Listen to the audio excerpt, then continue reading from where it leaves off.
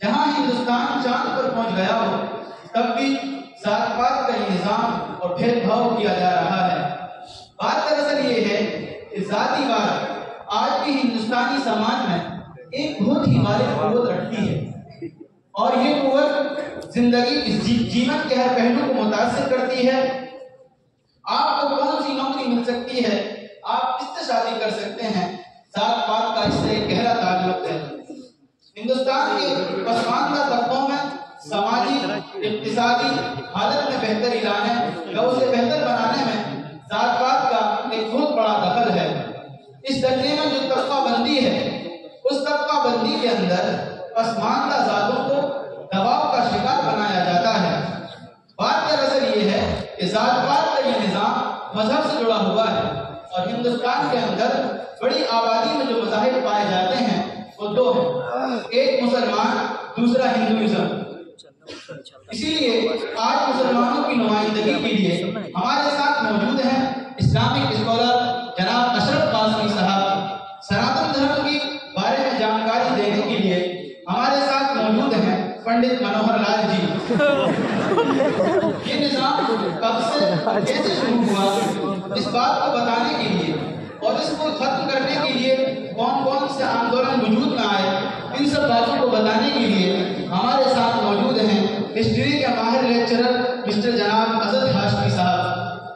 समाज में जात पात को लेकर क्या चल रहा है, किस तरीके से दबाव का शिकार बनाया जा रहा है, पसमानदा लोगों पर अत्याचार हो रहा है, इन्हीं सब बातों को बताने के लिए हमारे साथ मौजूद हैं सामाजिक सेवक मिस्टर मास साहब। हम इन सब का बहुत बहुत धन्यवाद शुक्रिया अदा करते हैं कि आप इन लोगों ने हमें वक्त दिया। ऑडियंस, कहा यह जाता है कि प्रोफेट मोहम्मद सल्लल्लाहु अलैहि वसल्लम ने अपने लास्ट पब्लिक लेक्चर में कहा था कि इस्लाम में किसी भी तरह की जात पात और ऊंच नीच नहीं है, इस्लाम में इक्वालिटी यानी बराबरी है। लेकिन फिर भी इन सब के बावजूद मुसलमानों के अंदर शेख, सैयद, पठान, मुगल, अंसारी, सलमानी, कुरैशी, ये सब क्या है, इन्हीं बातों को जानने के लिए मैं आपको लेकर चलता हूँ हमारे आज के बहुत ही खास मेहमान इस्लामिक स्कॉलर जनाब अशरफ कासमी साहब के पास। जनाब अशरफ कासमी साहब, हम आपसे जानना चाहेंगे कि इस्लाम के अंदर जात पात को लेकर क्या तसव्वुरात पाए जाते हैं, क्या इस्लाम के अंदर जात पात का कोई कॉन्सेप्ट है या नहीं? बिस्मिल्लाहिर्रहमानिर्रहीम। सबसे पहले मैं जनाब साहब आपका बहुत बहुत शुक्रगुजार हूँ कि आपने एक हॉट टॉपिक कास्टिज्म की इंडियन सोसाइटी पर डिबेट के लिए एक इंटेलेक्चुअल तबके के सामने एज ए इस्लामिक स्कॉलर मुझे यहाँ इन्वाइट किया। सर, जैसा कि आपने सवाल किया कि इस्लाम में जात पात को लेकर क्या नजरिया है, तो इसके जवाब में कहना चाहूँगा कि इस्लाम में जात पात का कोई तस्वुर नहीं है। हमारी मजहबी और दस्तूरी किताब कुरान पाक के पारा नंबर 36 सूरह हुजरात वर्स नंबर 30 में अल्लाह तबारक व तआला ने इसी नजरिए को बड़े साफ अंदाज में बयान किया है। आयत है, या अय्युहन नास इन्ना खलक़नाकुम मिन ज़करिन व उन्सा व जअलनाकुम शुऊबन व क़बाइला लितआरफ़ू। क्या लोगों, हमने तुम्हें मुख्तलिफ कबीलों और गिरोहों में बांटा ताकि तुम्हारी शनाख्त और पहचान हो सके, तुम्हारा तारुफ हो सके। इसी तरह हमारे आखिरी नबी मोहम्मद सल्लल्लाहु अलैहि वसल्लम ने अपनी जिंदगी के आखिरी लम्हात में अपनी आखिरी टीचिंग में इसी नजरिए को बयान किया। हदीस है, या अय्युहन नास इन्ना रब्बकुम वाहिद व इन्ना अबाकुम वाहिद अला ला फज़ला लिअरबिय्यिन अला अजमी वला लिअजमिय्यिन अला अरबी वला लिअहमर अला अस्वद वला लिअस्वद अला अहमर इल्ला बितक़वा। के ए लोगों, तुम्हारा रब एक है और तुम सब एक खानदान की और एक बाप की औलाद हो। किसी आजमी को किसी अरबी पर और किसी अरबी को किसी आजमी पर कोई फजीलत हासिल नहीं है। अल्लाह तबारक व तआला के यहाँ फजीलत का कोई मेयार है, कोई स्टैंडर्ड है, वो सिर्फ और सिर्फ पाइपी और तक़वा है। इन बातों से मालूम होता है कि इस्लाम में निजात का तस्वुर है और इस बुनियाद पर कोई भेदभाव है, बल्कि इस्लाम की नजर में सारे लोग बहैसियत इंसान बराबर है। जनाब अशरफ साहब, जैसा कि आपने बताया कि इस्लाम के अंदर जात पात नहीं है, पर आप ये बताइए, ये पठान, मुगल, अंसारी, सलमानी, कुरैशी, ये सब क्या है? सर, मैंने पहले आपको बता दिया कि सिर्फ और सिर्फ तारुफ के लिए, पहचान के लिए, खान हो, पठान हो, सही हो। जैसे आप किसी रोड पे चल रहे हो और हाथ देखा होगा आपने, फिर थोड़ी दूर पर बोर्ड लगा हुआ होता है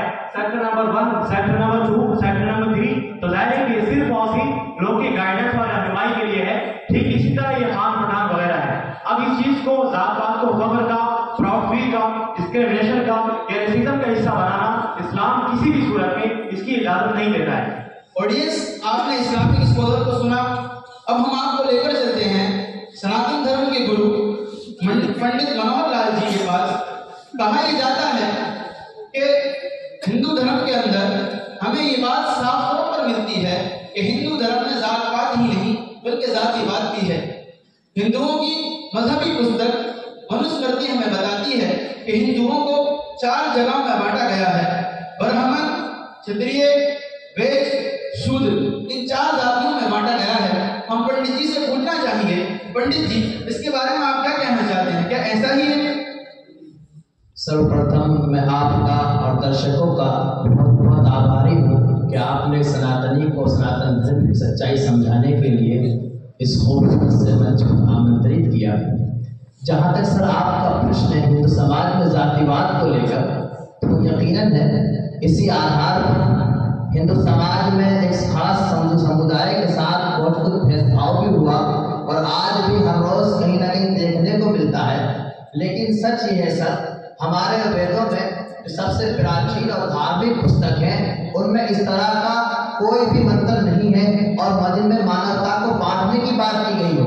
हाँ, दूसरे इस तरह के जो ग्रंथ हैं यानी मनुस्मृति वगैरह, उनमें इस तरह का जो समाज के खिलाफ है, जो सनातन धर्म के खिलाफ है, उनको मसाला मिल जाता है।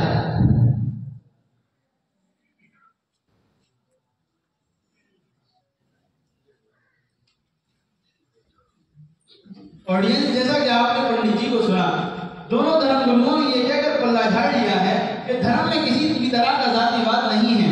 आइए हम आपको लेकर चलते हैं हिस्ट्री के माहिर लेक्चरर मिस्टर जनाब अदल साहब के पास। जनाब अदल साहब, हम आपसे ये जानना चाहेंगे कि जात-पात का निजाम कब से और कैसे शुरू हुआ?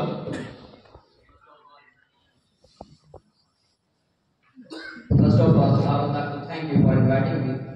देखिए सर, अगर हम origin of caste system in Indian society की बात करें तो कई आर्कियोलॉजिस्ट यानी आसार कदीमा के माहिरीन का ये मानना है कि हिंदुस्तान के अंदर जात-पात का तस्वुर इंडस वैली सिविलाइजेशन यानी हड़प्पा तहजीब से ही राइज है। लेकिन हमें इसकी कोई मुसद्दक तारीख नहीं मिलती। हमें जो इसकी कोई मुसद्दक तारीख मिलती है वो मिलती है 1520 ईस्वी से, जब आर्यंस ने इंडिया पर हमला किया। जब आर्यंस ने इंडिया पर हमला किया और यहाँ पर रहने वाले द्राविड़ लोगों से जंग की और ये जंग तकरीबन 400 साल तक चली। और जब आर्यंस इस जंग के अंदर फतहयाब हो गए तो आर्यंस ने इस मुल्क के रिलीजियस और एजुकेशन सिस्टम और मिलिट्री, पॉलिटिकल और इकोनॉमिक सिस्टम को अपने हाथों में रखने के लिए अपने आप को 3 वर्गों में बांट दिया। तो सबसे आला लोग थे वो ब्राह्मण, दूसरे किस्म के लोग क्षत्रिय, तीसरे किस्म के लोगों को वैश्य कहा जाने लगा और जो चौथे किस्म के लोग थे यानी जो यहाँ के नेटिव मकामी लोग थे उनको शूद्र बना डाला। और कई हिस्टोरियन का ये भी कहना है कि आर्यंस ने खुद को ब्राह्मण और दूसरे किस्म के लोग यानी जो इस जंग के अंदर जिन्होंने आर्यंस की मदद की थी उनको क्षत्रिय और तीसरे किस्म के लोग जो जिन्होंने आर्यंस की न मदद की लेकिन वो इस जंग के अंदर गैर जानिबदार रहे उनको वैश्य बना दिया। और जिन्होंने इस जंग के अंदर आर्यंस के दांत खट्टे कर रखे थे उनको उन्होंने शूद्र बना दिया और ये कहा कि अनटचेबल लोग हैं, इनको छुआ ना जाए, बल्कि अछूत लोग हैं। और यही 4 मंड आज हिंदुस्तान के अंदर चल रहे हैं और 1520 से लेकर ये सिलसिला आज तक जारी है। ऑडियंस, जैसा कि आपने सुना, हमारे हिस्ट्री के माहिर लेक्चरर ने बताया कि ये जात-पात का निजाम आज से नहीं बल्कि प्राचीन काल से चला आ रहा है, लेकिन धार्मिक गुरु मानने के लिए तैयार नहीं है। पंडित जी, मैं आपसे ये पूछना चाहूंगा, जैसा कि अभी आपने कहा कि आपके धर्म के अंदर जात-पात नहीं है, तो फिर ये ब्राह्मण, क्षत्रिय, वैश्य, शूद्र ये सब क्या है? सर ये सब जात थोड़ी है, ये सब प्रकार है। जिस तरह हम लोग आम खाते हैं, अब आम कई प्रकार के होते हैं, कोई दशहरी होता है, कोई कलमी होता है, कोई लंगड़ा होता है सब आम, लेकिन सबके स्वाद अलग अलग है। ऐसे ही हमारे गीता में बताया गया कि मनुष्य कैसा होता है। मनुष्य ब्राह्मण प्रकार का होता है, मनुष्य कैसा होता है, मनुष्य वैश्य प्रकार का होता है, मनुष्य कैसा होता है, मनुष्य शूद्र प्रकार का होता है। तो सर ये सब प्रकार है, जात नहीं है। जात क्या है? हमारी जात हमारी है मनुष्य जाति के, हम मनुष्य जाति को मानने वाले हैं। सर ये मेरी बात नहीं है, ये वेदों का वचन है, इसे कोई नहीं निकाल सकता। ऋग्वेद मंडल नंबर 10 सूक्त नंबर 90 मंत्र नंबर 12 में कहा गया है, परामनुष्य से बाहुरजन्यकृता उरुदवेश्या ब्राह्मण शूद्र जानिएगा। तो ब्राह्मण जो है ये भगवान का मुख है, और शूद्र जो है ये भगवान की चरण है, और क्षत्रिय भगवान की भुजा है, और वैश्य भगवान की झंडा उधर है। तो ब्राह्मण भगवान का मुख है और वैश्य भगवान की चरण है। तो सभी जब भगवान के मुख और चरण है तो भगवान के पिता हुए, जब भगवान के पिता हुए तो फिर ये सब आपके भाई भाई हुए, तो फिर भेदभाव कैसा? पंडित जी आप जो कह रहे हैं कि ये जात पात नहीं बल्कि ये प्रकार है, इसी प्रकारता का नाम ही तो जातिवाद है। मैं आपके पास दोबारा आऊंगा और ये हम आपको लेकर चलते हैं आज के हमारे सामाजिक कारकुन मिस्टर मास साहब के पास।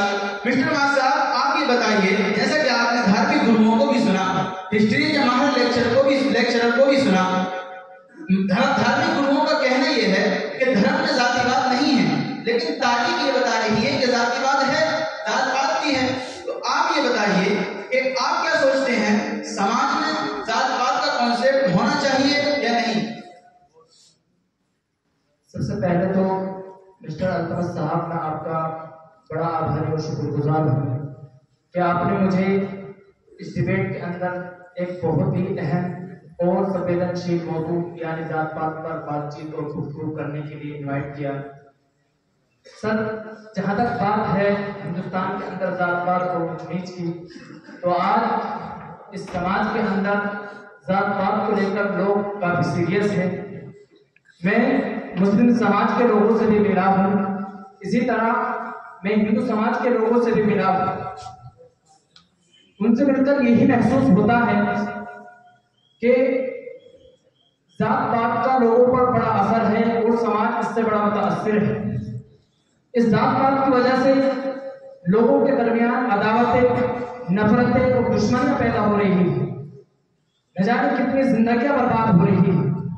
और जो समाज के अंदर जो उल्फत, मोहब्बत, ताल्लुक और भाईचारे की जो मकसूद और मतलूब है, वो इस जात पात की वजह से मफकूद और खत्म हो चुकी है। जहां तक मेरे नजरिए की बात है तो सर मैं कहना चाहूंगा कि जात पात का निजाम समाज और लोगों के दरमियान से बिल्कुल खत्म होना चाहिए और आपस के भाईचारे, उखुवत और मुसावात की हम आहंगी होनी चाहिए। बिल्कुल सही कहा जनाब अशरफ कासमी साहब। जैसा कि आप कह रहे हैं कि आपके इस्लाम धर्म के अंदर जात पात नहीं है, तो फिर मुसलमानों के अंदर शादी के मसले में, कुफू के मसले को लेकर इतनी शिद्दत क्यों है? जब एक लड़का और एक लड़की आपस में राजी हो तो फिर बिरादरीवाद आड़े क्यों आती है? सर, आपका ये ऑब्जेक्शन इसलिए है कि आप मसले कुफू की कैफियत को समझे नहीं। क्या कभी आपने ये देखा कि कभी किसी इस्लामिक स्कॉलर ने फतवा दिया हो कि गैर कुफू में शादी की वजह से शादी नहीं होगी? क्या कभी आपने ये सुना कि इस्लाम में कुफू फर्ज या वाजिब है? नहीं, बल्कि कुफू का मसला दरअसल समाजी और इरशादी मसला है। और सर, हम इसको लॉजिकली समझ सकते हैं कि देखिए स्टूडेंट क्लास में आता है तो वो भी दोस्ती के लिए अपने मिजाज को तलाश करता है। तो सर, यहाँ तो लाइफ लॉन्ग का मसला है, यहाँ तो जिंदगी बस साथ रहना है, तो यहाँ एक चीज और ज्यादा जरूरी हो जाती है। दूसरी बात ये सर कि देखें, दो चीजें होती है। जब एक लड़का एक लड़की के बारे में कुफू का मसला चूंकि लड़कियों के लिए है, अब लड़की अगर अच्छे खानदान की होगी, उसका फाइनेंशियली बैकग्राउंड अच्छा होगा, तो जाहिर है उसका रहना सहना, उसका खाना पीना, उसके लाइफ स्टाइल तमाम चीजें अलग होंगी। अब अगर उसकी शादी एक ऐसे लड़के से कर दिया जाए कि उसके हमपाला नहीं है, तो जाहिर है कि कहीं ना कहीं जहनी हमांगी ना होने की वजह से रिश्ते में स्टेबिलिटी और इस्तेकाम पैदा नहीं होगी, जिसके नतीजे में डिवोर्स वगैरह के मसाइल पैदा होंगे। इसी वजह से इस्लाम ने कहा है कि कुफू देख लिया करो। लेकिन हाँ, अगर गैर कुफू में शादी की वजह से रिश्ते पर कोई फर्क ना पड़े तो इस्लाम इस बात की भी इजाजत देता है कि आप गैर कुफू में शादी कर सकते हैं। गोया कि इन शॉर्ट ये कहा जा सकता है कि कुफू का मसला एक समाजी मसला है, फिर तो कोई मजहबी मसला नहीं है। मौलाना साहब, मुझे लगता है आप ये कहकर फंस गए हैं कि ये मजहबी मसला नहीं बल्कि समाजी मसला नहीं बल्कि मजहबी मसला है। अगर ये आपका मजहबी मसला नहीं समाजी मसला है, अगर ये आपका समाजी मसला है, तो आपकी मजहबी किताबों में क्यों जगह दी?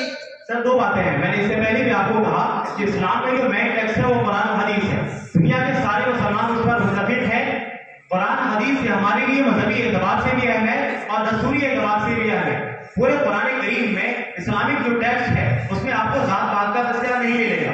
रही बात फिक़ही किताबों की, जहां ये तस्करा मौजूद है, तो जाहिर ये सिर्फ और सिर्फ समाजी और इरशादी मसला है, ये कोई उसूली ज़ाब्ता नहीं है कि हर बात पर अमल करना जरूरी हो। मैं आपके पास अभी दोबारा आऊंगा अशरफ साहब। पंडित जी, आप ये कह रहे हैं कि आपकी धार्मिक पुस्तकों के अंदर किसी भी तरह का जातिवाद नहीं है। मैं आपको आपकी मजहबी पुस्तक मनुस्मृति की चंद सुर्खियां बताता हूं जिनमें जातिवाद है। मनुस्मृति बताती है अगर कोई लोअर कास्ट का व्यक्ति अपर कास्ट के व्यक्ति के साथ एक आसन पर बैठ जाए तो देश से उसका निष्कासन कर दिया जाएगा या उसकी सुरीन का मांस उतार दिया जाएगा। मनुस्मृति चैप्टर नंबर 8 श्लोक नंबर 281। शूद्र को खाने के लिए झूठन, पहनने के लिए पुराने कपड़े, ओढ़ने बिछाने के लिए फटे पुराने कपड़े दिए जाएंगे। मनुस्मृति चैप्टर नंबर 10 श्लोक नंबर 125। इसके बारे में आप क्या कहना चाहेंगे? मुझे मालूम था सर आप ये प्रश्न जरूर उठाएंगे। देखिए सर, मनुस्मृति जो है एक बहुत ही विवादित विषय है। इसमें ऐसा एक श्लोक नहीं, कई श्लोक आपको मिल जाएंगे। आज यानी आप धर्म के अपोजिट जितना कुछ सोच सकते हैं वो सब मनुस्मृति में आपको मिलेगा। इसलिए सर मैं आपके इस स्टूडियो के माध्यम से अपने तमाम दर्शकों को 2 बातें समझाना चाहता हूँ। पहली बात ये कि भारत में एक मूल प्रति है मनुस्मृति की जो हजारों साल पहले आई है, और एक मनुस्मृति वो है जो अंग्रेजों ने लिखवाई है मैक्स मुलर की मदद से। आज जो अंग्रेजी मनुस्मृति उपलब्ध है वो मैक्स मुलर की लिखी हुई है। जब मैक्स मुलर ने इसका अंग्रेजी में अनुवाद करवाया तो कराया खुद उन्होंने किया, तो अंग्रेजों को मालूम हुआ कि मनुस्मृति तो न्याय व्यवस्था की सबसे बड़ी पुस्तक है। तो उन्होंने क्या किया, उसमें ऐसे विक्षेप करवा दिए और ऐसे घोटाला करवा दिया कि ताकि भारतवासियों जो बहुत प्रेम से रहते आ रहे थे उनमें एक नफरत पैदा होने लगी। दूसरी बात ये सर कि हमारा जो मजहब है सनातन धर्म, ये वैदिक धर्म है, और वेदों में जो सबसे ऊंचा दर्जा है वो है हमारे यहाँ वेदों का, और वेदों में भी जो वेदांत का जो उपनिषद है इनका सबसे ऊंचा दर्जा है। यदि कोई भी मंत्र या श्लोक या पंक्ति उस वेदांत के खिलाफ पाई जाएगी तो हम उसको नकार देंगे, खत्म कर देंगे। इसलिए हम ये कहना चाहते हैं निचले स्तर के जो ग्रंथ है, मनुस्मृति वगैरह हो या भगवद गीता हो या और दूसरे हमारे ग्रंथ है, उनमें अगर कोई भी ऐसा मंत्र या श्लोक या पंक्ति पाई जाती है जो मनुस्मृति जो वैदिक वेदांत के खिलाफ हो तो हम उसको नकार देंगे, खत्म कर देंगे। आप ये गलत कह रहे हैं, आप ये गलत कह रहे हैं। बीसीसी की एक रिपोर्ट के मुताबिक 95% लोग जो सनातन धर्म के मानने वाले हैं उनका कहना यह है कि मनुस्मृति को कानूनी तौर पर लागू किया जाए। आप ये कहकर कि इसको हम नकार देंगे, आप 95% सनातनियों की भावनाओं को ठेस पहुंचा रहे हैं। सर आप मैंने ये कहा है, मैंने मनुस्मृति को नहीं नकारा। मनुस्मृति तो वाकई संविधान मानवता का, मैंने मनुस्मृति की उन पंक्तियों को और श्लोकों को मंत्रों को नकारा है जो जातिवाद को बढ़ावा देते हैं, और इससे मेरी आवाज नहीं तमाम सनातन की आवाज। पंडित जी मैं आपके पास दोबारा आऊंगा। पंडित जी का दावा यह है कि एक मनुस्मृति वो है जो अंग्रेजों से पहले की है, एक मनुस्मृति वो है जो अंग्रेजों ने लिखवाई है। पंडित जी ये कह रहे हैं कि जिस मनुस्मृति में जातिवाद या जात पात का निजाम है, मनुस्मृति वो मनुस्मृति है जो अंग्रेजों ने लिखवाई है। आइए इसको जानने के लिए हम आपको लेकर चलते हैं हिस्ट्री के माहिर लेक्चरर जनाब अजद साहब के पास। जनाब अजद साहब, जैसा कि पंडित जी कह रहे हैं, क्या ये सच है? क्या तारीख में ऐसा कुछ हुआ है? देखिए, पंडित जी का एक क्लेम कि ब्रिटिशर ने मनुस्मृति को चेंज करा दिया था और इससे पहले हिंदुइज्म की किसी भी किताब के अंदर जात पात का कॉन्सेप्ट पाया ही नहीं जाता। ये महज तारीख में की गई अपनी गलतियों पर पर्दा डालने का काम कर रहे हैं। क्योंकि अगर आप देखेंगे, एक है मनुस्मृति संस्कृत वाली और दूसरी है इंग्लिश टेक्स्ट। अगर आप दोनों को एक साथ रखेंगे तो आपको पता चल जाएगा कि पंडित जी की बातों में कितनी हकीकत और कितनी सच्चाई है। और अगर आप for the sake of argument मान लीजिए कि मनुस्मृति को ब्रिटिशर ने चेंज कराया था, क्या इसके अलावा किसी भी किताब के अंदर, हिंदुइज्म की किसी भी किताब के अंदर जात पात का तस्वीर नहीं पाया जाता? पाया जाता है। अगर आप पढ़ेंगे यजुर्वेदा, मैं किसी स्मृति की बात नहीं करता बल्कि मैं वेद की बात कर रहा हूँ। यजुर्वेदा मंत्र अध्याय नंबर 5 मंत्र नंबर 30, वेद के लिए ब्राह्मण, हुकूमत के लिए क्षत्रिय, कारोबार के लिए वैश्य और दुख उठाने के लिए शूद्र पैदा किया है। और इसी तरह विष्णु स्मृति वर्ष नंबर 9 चैप्टर नंबर 44 के अंदर ये लिखा हुआ है, criminal and sinner will be born as a low caste people, यानी मुस्लिमीन और गुनाहगार छोटी जात में पैदा किए जाएंगे। और इसी तरह विष्णु स्मृति चैप्टर नंबर 5 वर्ष नंबर 104 में ये लिखा हुआ है, if a low caste intentionally touch a high caste person then he is to be put to death, यानी अगर कोई छोटी जात वाला बड़ी जात वाले को जानबूझकर छू भी लेता है तो उसे मौत की गांठ डाल दिया जाएगा। एक मिनट सर, तो ये कहना कि ब्रिटिशर ने मनुस्मृति को चेंज करा दिया था और इससे पहले हिंदुइज्म की किसी भी किताब के अंदर जात पात का कॉन्सेप्ट पाया ही नहीं जाता। ये महज तारीख में की गई अपनी गलतियों पर पर्दा डाल रहे हैं और हमारी आंखों में दूर झोंकने का काम कर रहे थे। ऑडियंस, जैसा कि हमारे हिस्ट्री के माहिर लेक्चरर ने बताया कि जात पात का निजाम आज से नहीं बल्कि बहुत पुराने जमाने से चला आ रहा है, लेकिन धार्मिक गुरु मानने के लिए तैयार नहीं है। आइए मैं आपको लेकर चलता हूँ हमारे सामाजिक सेवक मिस्टर मान साहब के पास। मिस्टर मान साहब, आप ही बताइए इस जात पात को लेकर आजकल समाज में क्या चल रहा है? क्या समाज इस जात पात के निजाम से जूझ रहा है? किस कदर इस जात पात के निजाम से करा रहा है और सब कुछ क्या चल रहा है, जरा कुछ बताइए। सबसे पहले तो मिस्टर अल्तमस साहब, मैं आपको बता दूं कि मुझे इस बात से कोई मतलब नहीं है कि मजहबी किताबों के अंदर क्या है।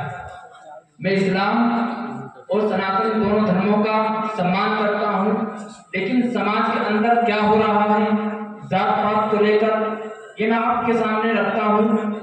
यकीनन आप जाने कि आज जो ऊंचे तबकात के लोग हैं वो नीचे तबकात के लोगों पर कितना अत्याचार कर रहे हैं, कितना जुल्म और ज्यादती कर रहे हैं। इसकी चंद रिपोर्ट मैं अपने साथ लेकर के आया हूँ, मैं आपको दिखाना चाहूँगा, आपको बताना चाहूँगा। देखिए, इंडिया टुडे की रिपोर्ट के मुताबिक 14 अगस्त सन 2022 में राजस्थान के अंदर एक टीचर ने एक दलित स्टूडेंट को सिर्फ इस बुनियाद पर मार डाला कि उस टीचर की क्लास से उस स्टूडेंट ने पानी पी लिया था। इसी तरह से राजस्थान ही के जोधपुर जिले के एक गांव नीलकंठ में एक शादीशुदा जोड़े को मंदिर में दाखिल होने से रोक दिया गया, सिर्फ इस बुनियाद पर कि वो दलित समाज से ताल्लुक रखते थे। और इसी तरह उत्तर प्रदेश के बुलंदशहर के कड़ाना कस्बे में एक सीआरपीएफ के जवान को घोड़े पर सवार होने के लिए पुलिस फोर्स को बुलाना पड़ा। इस वजह से नहीं कि वो सीआरपीएफ का जवान था, बल्कि इस वजह से कि वो दलित समाज से और छोटे तबके से ताल्लुक रखता था। इसी तरह से गुजरात के महसाना गांव में क्या हुआ उसको देख लीजिए। मध्य प्रदेश का वाकया, लखीमपुरी खीरी का वाकया, और सर हिंदुस्तान के अंदर नीचे तबकात के लोगों पर कितना अत्याचार हो रहा है ये रिपोर्ट बयान की है नेशनल ह्यूमन राइट्स कमीशन ने कि हर 18 मिनट के अंदर एक दलित मर्द के खिलाफ जुर्म किया जाता है और हर दिन 3 दलित औरतों के साथ रेप किया जाता है और हर दिन 11 दलितों को मार और पीटा जाता है। और इसी तरह से मुजफ्फरपुर जिले के एक कॉलोनी है जिसके रास्ते के बीचों बीच एक दीवार खड़ी है, जिसकी वजह यह बताई जाती है कि यहाँ 2 कास्ट के लोग रहते हैं, एक अपर कास्ट जिससे शेख है और दूसरे लोअर कास्ट से जिसको अंसार कहते हैं। और वजह ये बताई जाती है कि इस दीवार के बीच में खड़े होने की वजह ये है कि यहाँ दोनों बिरादरियों के अंदर और दोनों कास्टों के अंदर जात पात को लेकर के बड़ा हंगामा। कासमी साहब, जैसा कि आपने सुना हमारे समाजी कारकुन ने बताया, वो चाहे मुजफ्फरपुर के महल्ले की दीवार हो या इसी तरीके से वेबसाइट पर मशहूर गूगल पर मशहूर वेबसाइट मैट्रिमोनियल वेबसाइट हो, ये सब जब आप कह रहे हैं कि इस्लाम में जात पात नहीं है तो फिर सब कहाँ से आ रहा है? सर, 2 चीजें हैं, एक प्रैक्टिस है और एक टेक्स्ट है। मैंने इससे पहले भी बताया कि दोनों में जमीन आसमान का फर्क है। There is a gulf of difference between Islamic text and practice. दोनों के अंदर जमीन आसमान का फर्क है। आप देखें कि इस्लामिक टेक्स्ट में जात पात का तस्करा नहीं मिलता है। रही बात प्रैक्टिस की, तो ये चीजें हैं मुसलमानों में, और वजह उसकी ये है कि चूंकि मुस्लिम कम्युनिटी इस हिंदुस्तान में हजारों वर्ष से दूसरी कम्युनिटी के साथ रहते आ रही है, और जाहिर है कि जब 2 कम्युनिटी के साथ रहती है तो जहाँ खूबियां एक दूसरे में मुंतकिल होती है, साथ में कुछ खराबियां भी मुंतकिल होती है। ठीक इसी तरह मुस्लिम कम्युनिटी के अंदर दूसरी कम्युनिटी से कुछ खामियां भी कुछ खराबियां भी मुंतकिल होती आई है, उसी में से जात पात है, वरना असल ये मुसलमानों में नहीं। जनाब अशरफ साहब, आप ये कह रहे हैं कि आपके टेक्स्ट के अंदर जात पात नहीं है, प्रैक्टिस में है। मैं आपको बताना चाहूंगा, ऑडियंस कहा जाता है कि प्रोफेट मोहम्मद सल्लल्लाहु अलैहि वसल्लम की हर बात मुसलमानों के यहाँ टेक्स्ट कैसे लगती है, और प्रोफेट मोहम्मद ने अपने एक पब्लिक लेक्चर में कहा था अल-अइम्मतु मिन कुरैश, कि हुक्मरानी सिर्फ और सिर्फ कुरैश के लिए है, तो इससे कहीं ना कहीं ये साबित हो रहा है कि प्रोफेट मोहम्मद अपनी बिरादरी को और अपनी जात को ऊंचा दिखाना चाहते हैं। इसके बारे में आप क्या कहेंगे? सर, मैं अभी एक उसूल मेंशन करना मुनासिब समझता हूँ कि किसी भी इस्लामिक टेक्स्ट को समझने के लिए उसके कॉन्टेक्स्ट यानी सियाक़ व सवाब को समझना जरूरी है। ठीक इसी तरह से ये हदीस जिसको आपने कोट किया है उसका भी एक पस मंजर है, उसका भी एक कॉन्टेक्स्ट है। सर देखिए, हुजूर सल्लल्लाहु अलैहि वसल्लम से ये फरमाना अलैहिमतुल कुरैश, यानी जो साहिब हुकूमत होंगे, जो हुकूमत के मुस्तहिक होंगे, वो कुरैशी कबीले के लोग होंगे। इस हदीस का भी एक पस मंजर है। वो पस मंजर ये है कि इस हदीस के अंदर अल्लाह के रसूल सल्लल्लाहु अलैहि वसल्लम ने सिर्फ एक तशबीह दी है, और उस तशबीह का मकसद ये है कि उस जमाने के अंदर आप देखें हुजूर सल्लल्लाहु अलैहि वसल्लम ने ये कहना कि हुकूमत के मुस्तहिक वो होंगे जो कुरैशी होंगे। इसका मतलब ये है कि वो खूबियां जो कुरैश के लोगों में थी, वो खूबियां अगर उस आदमी के अंदर हो तो वो आदमी उस हुकूमत का मुस्तहिक होगा। इस हदीस के अंदर सिर्फ और सिर्फ तशबीह दी गई है। यही वजह है कि आप देखें खलीफा राशिदीन का जमाना हो या बनु उमय्या का जमाना हो या बनु अब्बासिया का जमाना हो, वहां पर तो ये कुरैशी खलीफा नजर आते हैं। उसके बाद का जमाना आप देखें कि सल्तनत उस्मानिया, जिसके इस्लामी हुकूमत होने पर तमाम उलमा का इत्तफाक है, लेकिन उस हुकूमत में कभी इस बात का इंतजाम नहीं किया गया कि जो खलीफा हो कुरैशी हो। इसके बाद मालूम होती है इस हदीस के अंदर सिर्फ और सिर्फ तशबीह दी गई है, कोई इस्लामिक लॉ नहीं है, कोई उसूली ज़ाब्ता नहीं है, किस पर अमल करना जरूरी हो। जनाब अशरफ साहब, मैं आपको बस अभी दोहराऊंगा। पंडित जी, जैसा कि अभी आपने समाजी कारकुन को सुना था, समाजी कारकुन का कहना यह है कि हर एक दिन के अंदर 3 दलित औरतों के साथ रेप किया जा रहा है। हर 18 मिनट में एक दलित पर कोई ना कोई अत्याचार हो रहा है। अब चाहे वो राजस्थान के अंदर दलित बच्चे को मार देने का मसला हो, या दलित औरतों के साथ रेप का मसला हो, या किसी दलित पर अत्याचार का मसला हो, जब आप कह रहे हैं कि आपके हिंदू धर्म के अंदर जात पात नहीं है, तो ये सब क्यों हो रहा है? देखिए सर, इस वक्त भारत में जात पात और मंदिरों को सिर्फ सियासत के लिए इस्तेमाल किया जा रहा है, वरना सच ये है कि सनातन धर्म बहुत ही प्रगतिशील धर्म है और कोई भी पढ़ा लिखा शख्स जात पात नहीं मानता, और ना ही मंदिरों में गुरुकुल में इसकी शिक्षा दी जाती है। मिस्टर मुआज साहब ने जो दलित अत्याचार पर बात कही है वो वाकई बहुत दुखद है, लेकिन इसका हरगिज़ ये मतलब नहीं है कि सनातन धर्म जातिवाद को बढ़ावा देता है।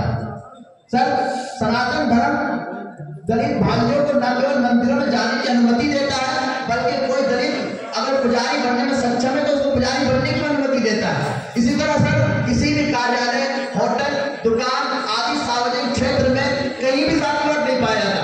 बस मीडिया को क्या है, मसाला चाहिए ताकि वो अपने प्रचार कर सके। सर, मैं आपसे एक रिपोर्ट पेश करना चाहूंगा। तिरुपति मंदिर में 500 दलित पुजारी बने, और ये सभी हिंदू है, और पुजारी बनने के विभिन्न संस्कारों की परीक्षा को पास करके पुजारी बने हैं। ये सभी तिरुपति मंदिर में विभिन्न पूजा कर्म कराएंगे, और ये सभी अब ब्राह्मण वर्ण में है। हाँ, संविधान के हिसाब से SC ST है, मायावती के हिसाब से दलित है, और अम्बेडकर वादियों के हिसाब से शूद्र है। तो सर, इसमें हमारा क्या कसूर है? अब लोगों को भी राजनीति चमकाना है तो हम सुन चाहिए सर।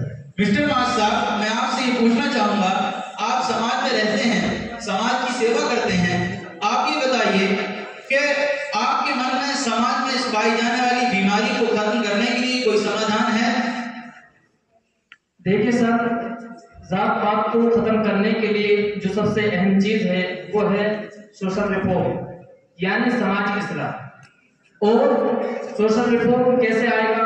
तो ये आएगा एजुकेशन यानी तालीम से, क्योंकि जब समाज के अंदर पढ़े लिखे लोग होंगे तो इस बात को जानेंगे कि जात पात कोई ऐसी चीज नहीं है कि जिसकी बुनियाद पर, जिसकी वजह से एक शख्स को दूसरे शख्स पर बढ़तरी हासिल हो, एक शख्स को दूसरे शख्स पर फजीलत दी जा सके। इसी तरह से एक बहुत ही अच्छी सूरत ये भी हो सकती है कि जो हिंदुस्तान के अंदर बड़ी बड़ी तंजीमें काम कर रही है, उनको जातिवाद के खिलाफ आवाज उठानी चाहिए और इंसानियत और भाईचारे को बढ़ावा देना चाहिए।